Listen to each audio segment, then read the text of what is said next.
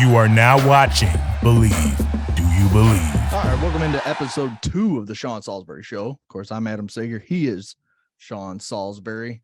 A lot of NFL news, including quarterbacks getting paid, quarterbacks asking to be traded and getting granted their trade request or approval. And then a trade from a couple weeks ago that we didn't get to last week that we'll talk about as well. But let's start out with a big extension. Kyler Murray, Arizona Cardinals. Oh, I thought you were going to go Josh Rosen. Sorry. Oh, I thought you were going to say hey, Josh Rosen signing with the Browns was the big one. Sig's the one you're doing. I was going to actually save that for next week's show, early next week. And we're just going to do a whole Josh Rosen you show. Mean the needle mover? The whole show is going to be just Josh Rosen impact on the Browns. Yeah, I can't be mean. I'm rooting for him. What a bummer, but we'll get to that. Just joking. Yeah, there is some big news with some big money out there, brother. That's for sure. 5 years, $230.5 million, just so he beats Deshaun Watson's full contract, with 160 of it guaranteed, which of course doesn't beat Deshaun Watson's contract because that was fully guaranteed. So just your initial thoughts.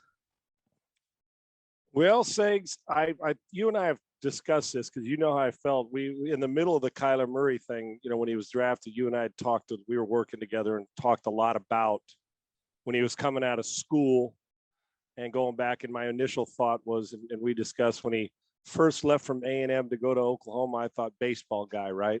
Yeah. And then I went back and studied and said, well, we might be missing something here. And I did pound the table for him. Speaking of Rosen, and I was one of those guys that they should take him first. And I expect, and I've said all along that I expect him to be an MVP type guy. And he's shown flashes, like half seasons where he's been an MVP guy. I was really disappointed, Segs, last year in not only the way he handled the post part of it. Well, he got what he wanted out of it, right? Got to get paid, but the leadership and the kind of the brooding, pouting, separation from teammates. Now, maybe from a distance, that's what it looks like. The optics weren't good, right? And I know I've learned how not to judge optics, but it bothered me. But then when people say, oh, trade him or get rid of him, what's going to happen? You also got to look at, well, what's the better option? And the truth of the matter is there isn't. I mean, this is a good player with phenomenal skill set and with a chance to be special. Now we'll see if this heightens him and they get some defense and they can play better football. I'm surprised it's that big, Segs. I didn't think it would be 230. I thought it would be, what's it average out to? What's the average come up? So 6.1. Yeah, I was going to say just under $47 million, right? Yep. So it's Deshaun money. He's played more. I mean, the last year and a half played more than Deshaun, obviously. But Segs, it's called a lot of times the best player doesn't get the most money. Right. It's just you can be the fifth best player and get the most money because timing. We know, we see it all the time, right? And this may last for 15 minutes until Lamar Jackson gets paid. Who knows? Because in truth, Lamar Jackson deserves more money than both of them. If you really want to look at the production, now think about it. I know how we feel about but he's averaged 12 wins a year, 30 plus touchdown passes a year. The guy, I mean, face facts now. He's been an MVP. If you're neither Deshaun nor Kyler nor Lamar has won a Super Bowl. So if we're looking at the raw numbers and the impact they've made on their team, who deserves the most of the three? I'm not saying he's better than the other two, but he deserves paid. If Kyler got that, the truth is Lamar deserves more. And if you're Lamar Jackson, you're probably sitting back saying, hell yes, I'm about to go get paid $1 more or $1 million more, whatever it is. So, and while I think Deshaun's the best of the three when he's on the field, I think Kyler's got upside that's through the roof. I think we dog Lamar. I think Lamar Jackson's proven that Lamar Jackson's a player. I think he's answered that now. Specific offense, maybe, but the guy's a hell of a player. And so his money's coming, but I think this is great for Kyler Murray. It's great for stabilization and to stabilize an organization. And maybe he won't brood as much. Is he overpaid for production right now? You damn right he is. But we don't pay for the P word production. We usually pay for the P word potential. So I'm still a table pounder for Kyler. Like I said, disappointed in the way it ended last. I didn't like that look. And I sure as hell didn't like the way he played in the playoff. I thought it was one of the worst games I've seen. But I know how good he can be. This is smart for Arizona, considering what's the next option, Segs? Tank to go get C.J. Stroud. But their team's not that bad. They're an 8-win team regardless of Kyler Murray. Now The next step for him is playoff wins and show us why you were the best high school quarterback in the state of Texas of all time, why you won the Heisman Trophy, and why you chose football over baseball. Smart move by Arizona. I'm surprised it's that much, but it's called supply and demand.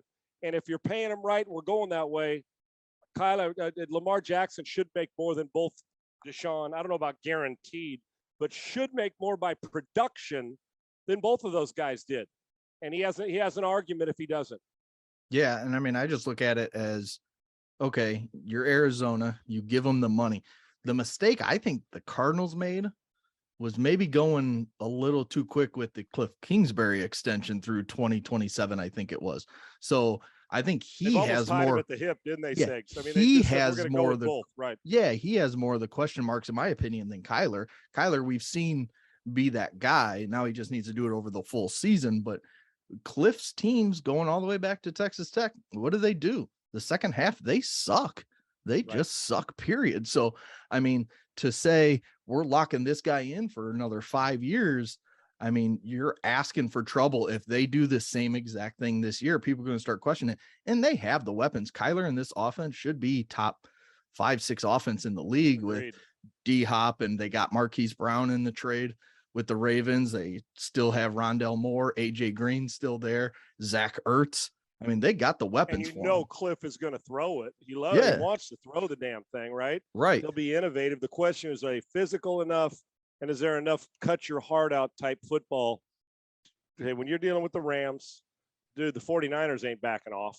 Trey Lance, we know they're physical. They're not going to get after you. Seattle, but Arizona's got to prove they're paying the quarterback like they're a late January, February team, Segs. And so he's got to play like it. But you're exactly right. Cliff's got to coach like it, because no offense, and I like him. We've talked about him, you and I, ad nauseum over the years about what he's going to bring to the table, and that maybe he would be a better NFL coach than college coach. But right now, and they've got better every year. Yeah. I mean, record-wise, they've gotten better. So you give him that improvement. But now when you pay him that much and you pay the quarterback that much, you look at the Pro Bowlers on the roster and some defensive players that are damn good. Now, I would have done everything I could to keep Chandler Jones, but that's for another. Yeah. We can have that argument another time. But for me, that now it comes down to, Cliff didn't get to many bowl games, but there's one big bowl you need to get to now, because you're getting paid like that guy, and your quarterback's getting paid like that guy. Your wide receiver's getting paid like that guy whenever his, situation gets resolved. So you damn well, you got a bunch of high-paid guys that are supposed to be really good in a tough division. It's time to advance in the playoffs. It just can't be get there now. It's time. Yeah. So the next thing, I had Lamar written down of what you thought, but you kind of gave us that. So my question to you then is, let's go with Lamar, Deshaun, and Kyler. They're all going to have about the same money. We know Deshaun's going to have more guaranteed, but if you're taking everything into account, everything going on with Deshaun, Lamar, the system guy, as everybody likes to call him, which, hey, you can only play where you're at, right? And if they set it up for you, that's awesome. That's right. And Tom Brady ain't complaining after everything he went through in New England. We didn't have Tom Brady running the option in New England, did we? Exactly. Tampa Bay. Exactly. You set him up to succeed. So, and then you got Kyler Murray. So which one, taking all things into account, would you take for your team? And Segs, you make a good point.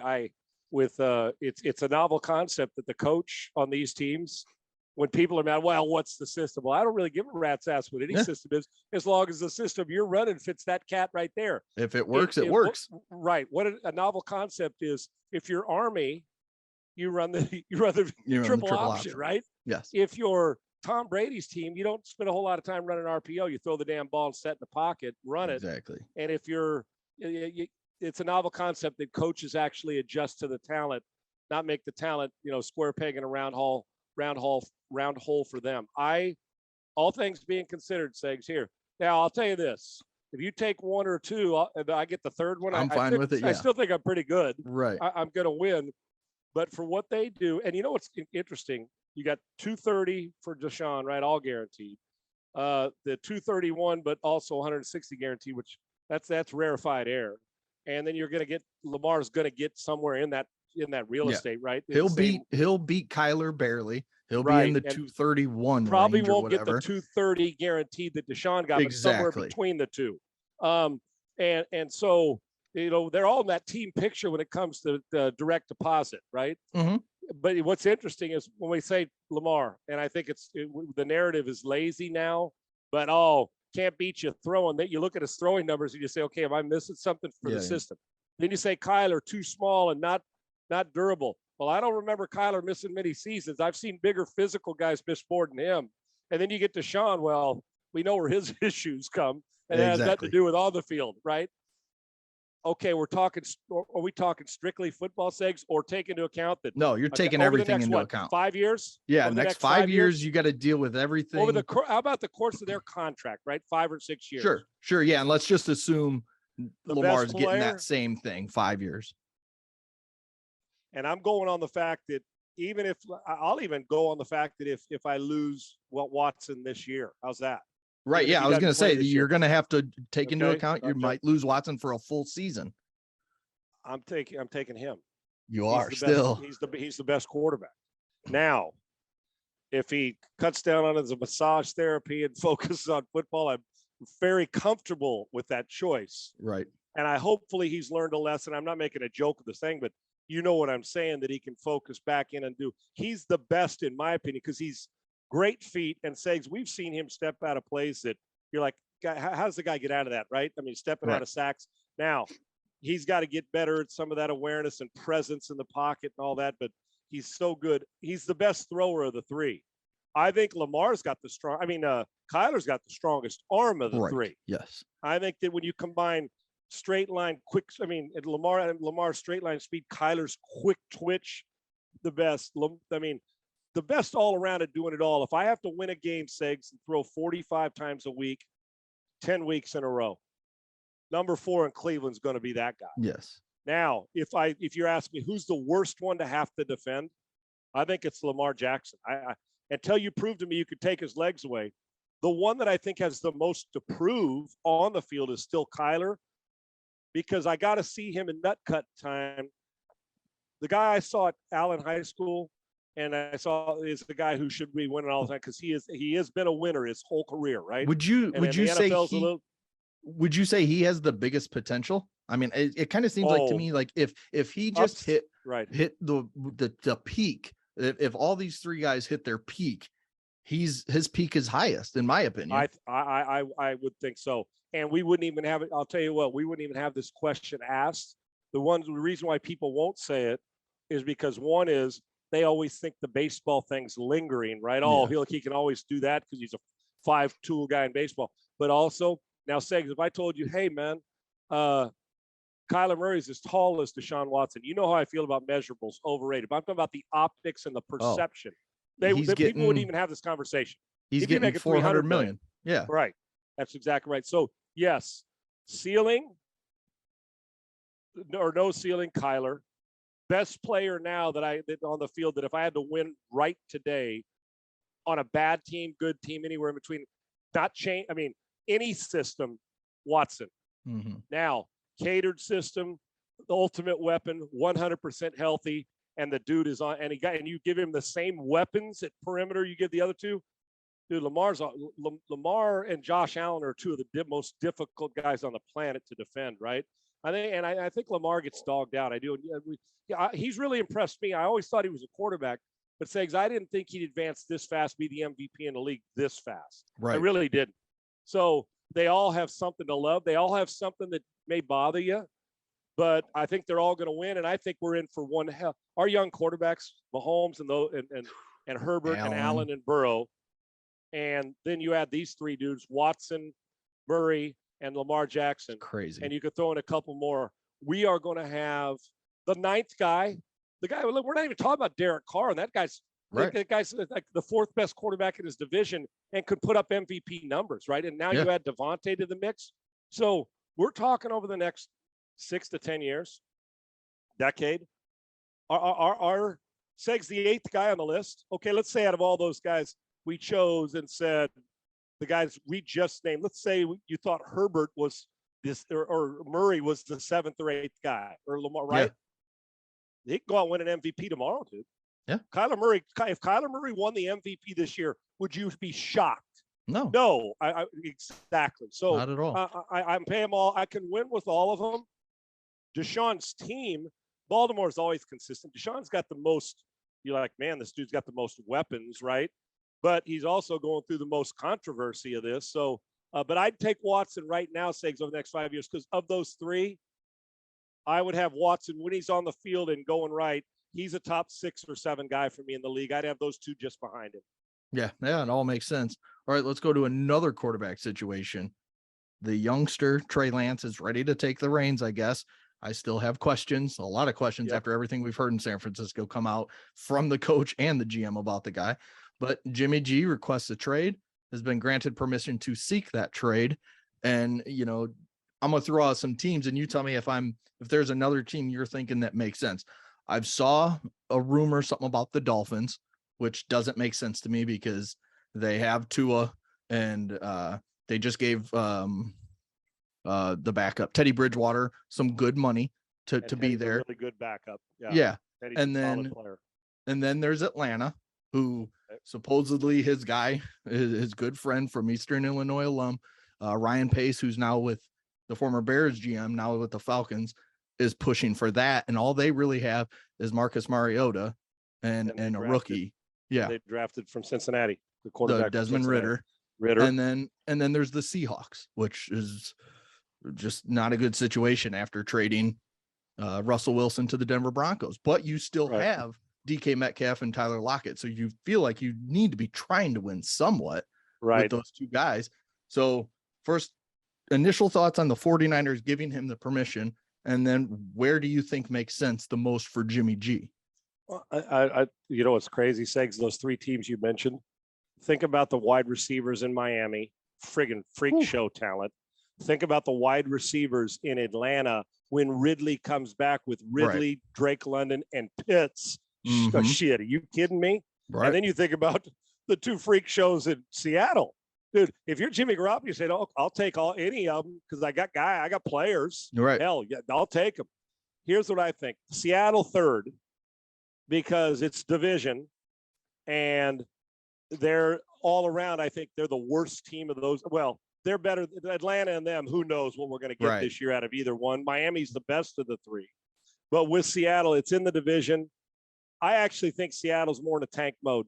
If you add Jimmy to Seattle, they may win 1 extra game, but they're still not a playoff team. If you keep Drew Lock in there, you may lose 2 extra games or what have you. And you may be we got a loaded, you may get Will Levis, at the 5th pick, and he may start for you as a rookie. So I don't think they believe Jimmy's good enough to take them from 6 wins to 10 wins, and then they can be a playoff team in that division. They're the worst team in the division. So I wouldn't trade him in the division. Unless, of course, they said, we're dumb enough, we'll give you a 2nd or 1st round pick. Right. They're not going to do that. So I would say they're out. Atlanta intrigues me, Segs. I'm going to tell you why. I don't know what Mariota is going to show up. I mean, the guy who got beat out or the guy that people keep saying we're waiting, but we're 5 years in now, 6 years in, right? Whatever it is, I guess 6 years in. So I'm waiting for him to elevate. Now, remember, his coach was his coach in Tennessee. He was he was there in Tennessee, as now he's his head coach in Atlanta. So maybe he thinks he can maximize to Mariota there what he did to Tannehill in Tennessee. So we'll see if Arthur Smith can elevate him there. I love him. Arthur Smith is a coordinator I love. But the question is, now, Jimmy, you could throw it all over the lot, put up numbers in either Seattle or there. I think Atlanta will be more committed to a little more wide open, a little more play action and throw it. Yet Seattle should, because their best players are their 2 wide receivers, right, on offense. So, but in the division, no, Atlanta for me is, I think that would be, we don't talk enough about that one. If they're kind of on Jimmy Garoppolo, if they're kind of on Marcus Mariota, why wouldn't you bring him in unless you think $24 million is just too much for you to spend for a guy coming off an injury, and you think we're still a ways away. We think Ritter's a player, or we're eyeballing one of those big cats next year if we have 5 wins this year. The team that is intriguing, but I don't think it seems weird to me, Segs, it is Miami. Because if I'm Miami, I got to find, if Tua can play, I need to know this year. Yeah. Because he'll never have an opportunity in his career at this age. Mike, let me tell you what, Mike McDaniel, is a genius play caller. He's a brilliant mind. He'll implement the run game. This is since Alabama, hell. And I mean, he had some players at Alabama. This is Tua's best chance, man. He's got speed. He's got accuracy. And Tyreek Hill will tell you he thinks he's more accurate than Pat Mahomes. He's got everything set up for him where he doesn't have to be a hero. He's going to have that play action. When was he at his best, Segs? In Alabama, right? What do you have in Alabama? A lot of good play action and coming off play action. He's set up for success. The question is, we're going to find out if he's ready for it. And I couldn't pull for a guy more. I actually, with all the dogging he's taken, and now that he's healthy, Segs, it really wasn't fair to coming off hip surgery. But this year now, the third, it's time. That's right. This is the time you got to find out, because if he's average this year, then Segs, I got to go all in, because I see the guy in San Diego or in LA, Herbert, rising every year, getting better. I'm like, well, we got to match that third year. So real quick, I don't know if any of it. Atlanta seems the most opportunistic with an opening because they're just unsettled.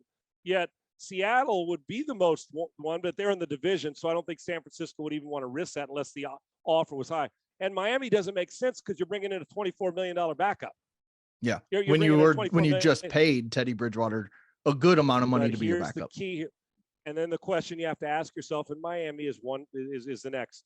Has Mike McDaniel seen enough to convince him that he thinks he's got a star in Tua, or is he like, I know what the cat in San Francisco brings. I've been there with him since he's been there. Yeah, he knows my system. He'll hit the ground running. They're all viable. I used to think Cleveland, but now that I don't think Watson's going to be suspended, you don't want to muddy that water. And by getting Rose there, he's not going to Cleveland. They're not going to do that. And Garoppolo can win, Segs. He can win. He's 31 and 18 or whatever it has been since he's been quarterback. He knows how to win, or 31-14. But if I'm the 49ers, to answer your question with Trey Lance, Lance is a hell of a talent, but he hadn't played much. I'd keep the insurance policy until somebody was desperate to give me. I would protect myself with Trey Lance. I would. I think he's got enormous talent, but Segs, you know this. We're still going on. We've seen about 3 games of the guy since it's like 2 years ago at North Dakota State. We don't know. We don't know. Enormous ability. We'll see about his progressions. And I know they love him. They're going to turn it over to him. I'd protect myself in the building because Jimmy wouldn't be a disruption. But I know he wants to play. Yeah. The only other team I'd consider, but I put them with more Atlanta and Seattle, is there where you live in Houston.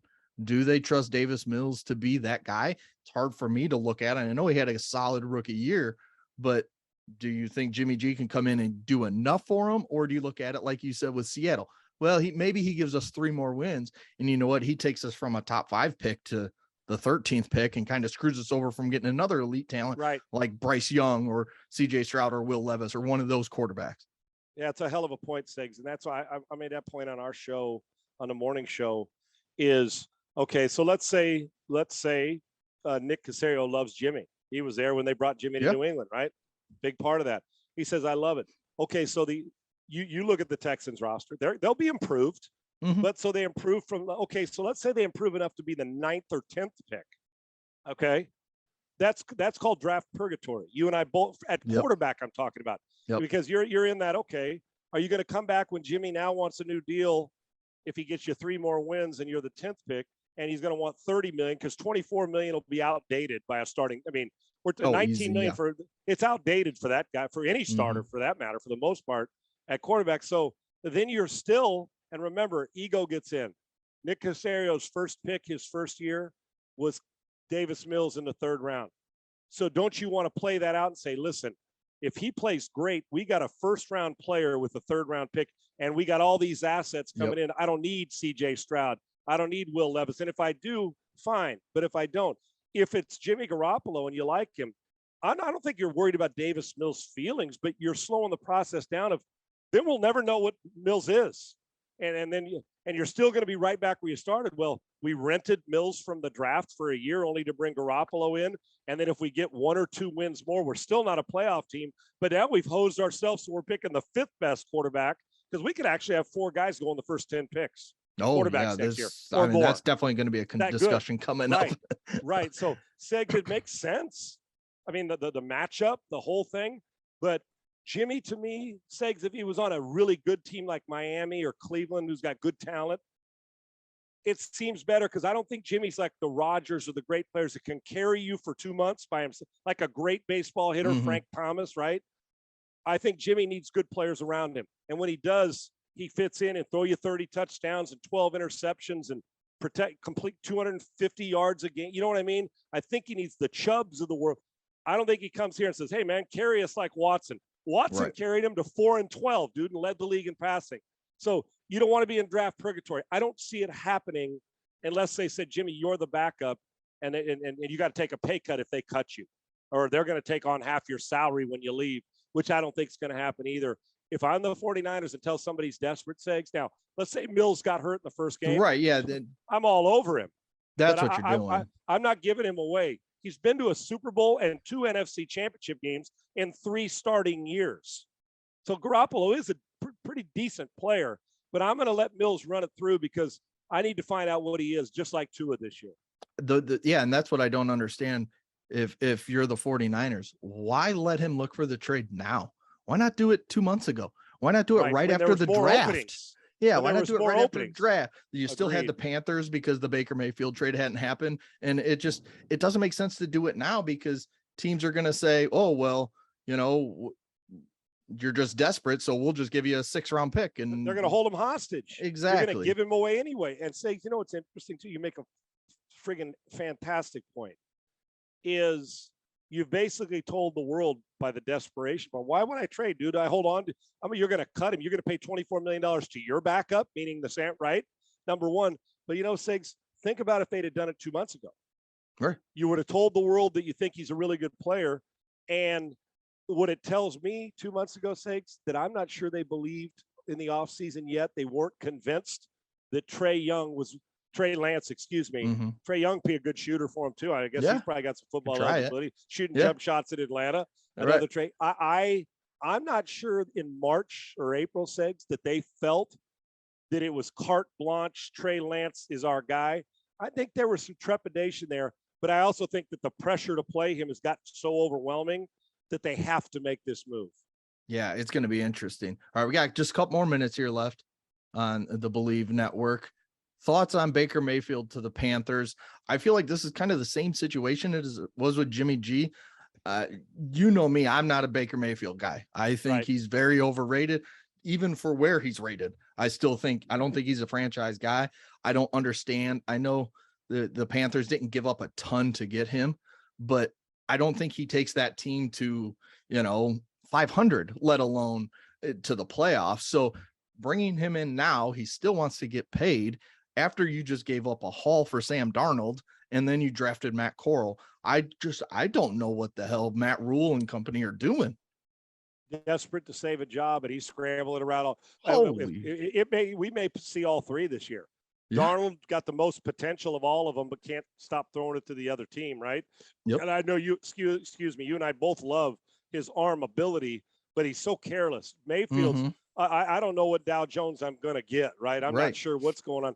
Segs, and then Matt Corral's a rookie. We can leave it at a rookie on a very average to bad team. Segs, you're exactly right. Let's say Mayfield has his best year, and McCaffrey plays 17 games. You think they're making a playoffs with the Saints and the Buccaneers? Maybe a game over 500, maybe. Okay, so they'll go 9-8. Yeah. Where are you? You're not in the playoffs. You're sitting there saying, "Oh, we're the 18th pick of the draft." But now, put it this way: Baker's going to have to have his best season for them to say, "Let's give him a long-term contract," right? Right. But does it? Listen, for Carolina this year, I'm seeing what Mayfield does personally, mentally, physically, what level he gets to in order to get paid again. I don't think there's a chance in hell. I think Matt Rule's a good coach, but Matt Rule's trying to save his job. He's got to beat out Darnold first, which I'm sure he'll get the first look. Yeah. But Segs, even if he plays great football, this isn't a playoff team. So this is Mayfield's show me year, so he can get paid again next year, whether it's here in Carolina or somewhere else. Yeah, that's the best case scenario for him is he just gets to play all 17 games. He stays healthy and he shows that he can do some things on a not great team and maybe somebody. But like you said, there's so many damn quarterbacks now, and there's this class coming in is going to be really good. Who's going to look at Baker Mayfield and say, I want to give him $150 million? That's what he's going to have to go be an MVP candidate. Yeah. Have play out of his mind where everybody looks and says, damn, they got beat on the last, they missed out on the playoffs on the last day of season, but look what he did to maximize the building. Let's pay him because he's better than the third quarterback in next year's draft. Segs, you're 100% correct. I'm anxious to see it. Let me ask you one quick question before we go, and we'll touch on it next week because college football is coming. How much work is McCarthy going to get with McNamara? Are they going to play how are they going to massage this year at Michigan? It's going to be so interesting. I think it's going to be a lot of McNamara early, but you're going to see a lot of JJ McCarthy, and you have to. You brought this kid in. He's a 5-star prospect. He's got the legs. He's got the arm. He's got, he fits exactly what they're trying to do there in Ann Arbor. Yep. And Cade McNamara, yes, he led him to a Big Ten championship, led him to the college football playoff, but he just doesn't have that upside. We saw what happened against Georgia. McCarthy, at least has the legs to move around, and they have a shit ton at wide receiver. They have a shit ton of talent on that offense. They should be one of the best offenses, but I don't think Cade McNamara can do it. I think JJ McCarthy can be that guy and lead him to a top 10 offense. And before we go, and kudos to McCarthy when at a time when transfer portals would have gone nuts for the guy to gut it out and say, I'm a Michigan Wolverine. Mm-hmm. And Harbaugh's, well, it's a good problem to have because McNamara can throw it. But McCarthy, we ain't even come close to seeing McCarthy's best, but he's a dynamic player. I can't wait to see how this shapes up this year. Yeah, it's really going to be interesting. If he plays, I mean, he's still got 2 more years, but if he plays, he can easily be a first-round pick. That's the type of talent he has. And he's got the talent around him. So we'll see. Also next week, we didn't talk about it today. We wanted to, but the second-year quarterbacks with Lawrence and Wilson and Trey Lance, we hit a little bit on. Justin we like Fields, 2-week teasers, dude. Yeah, we like exactly. 2-week teasers. Exactly. So early next week, we will hit that. And which one are you worried about? That's going to be the big question to me, because I think there's a few that I'm worried about. Maybe one including right my there own. in your town too, brother. Yeah. We'll see. So, all right, that's going to be it today for the Sean Salisbury Show on the Believe Network. You can find it at believe.com. Just search the Sean Salisbury Show, and hopefully we'll have the video up on YouTube on the Believe channel as well. Put the money makers on TV, Segs. They got to get the faces on there. How do we sell stuff? You put our faces out there. That's right. That's, I mean, anything beard related, here we go. Like, come on. There you go, but clean it up and let's go. It's graying a little bit. I'm not sure if that's me or the fact that you're married, but your wife's a better woman than you are a man. So there you go. 100%. That I do know. So, I love you, brother. Thanks. Great stuff. Great to have you. We'll talk to you next week.